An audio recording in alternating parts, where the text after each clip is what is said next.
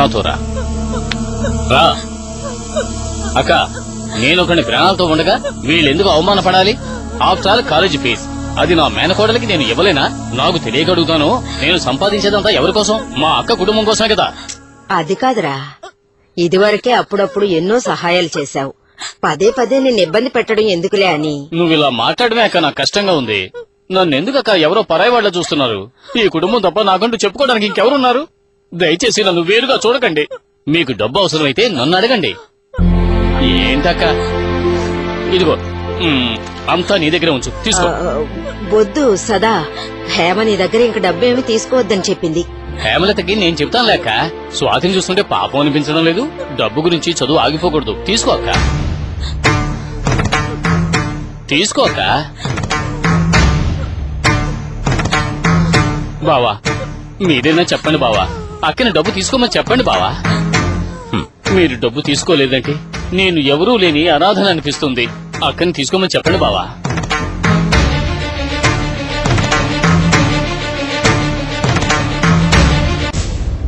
సరే తీసుకో మీనాక్షి, కానీ ఒకటి, ఇదంతా కరెక్ట్ గా లెక్క రాసి పెట్టుకో. నేను పాత లెవెల్కి రాగానే వడ్డీతో సహా తిప్పిచ్చేస్తాను. మీ ఇష్టం బావా. ఇదిగో అక్క. అమ్మా తీసుకోవద్దు.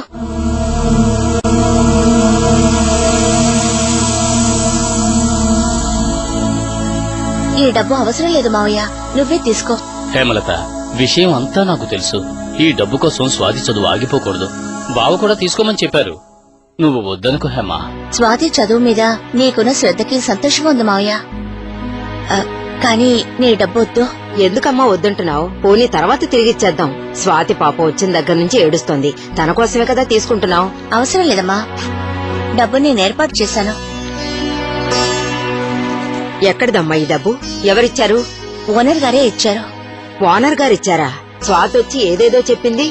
తను చెప్పిందంతా నిజమే. స్వాతి అక్కడి నుంచి ఏడుస్తూ వచ్చేసిన తర్వాత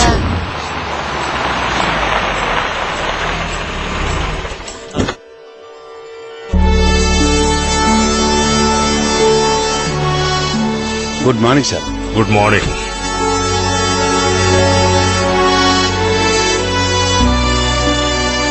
good morning sir. Good morning. Good morning sir. నమస్కారం సార్. Good morning sir. నమస్కారం సార్.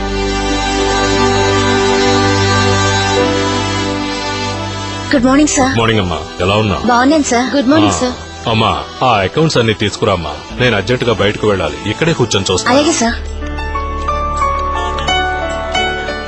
సార్ కాఫీ టీ ఏదైనా తీసుకుంటారా? అదంతా ఏమొద్దమ్మా. కూర్చోమ్మా. పర్వాలేదు సార్.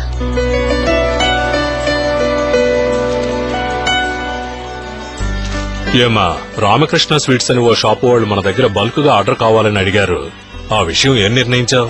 మిమ్మల్ని అడిగిన తర్వాత వాళ్లతో చెబుదామని ఇంకా ఏమీ చెప్పలేదు సార్. అరే, ఇందులో నన్ను అడగడానికి ఏముంటుంది? నీకు నేను ఈ కొట్లో అన్ని అధికారాలు ఇచ్చాను కదా.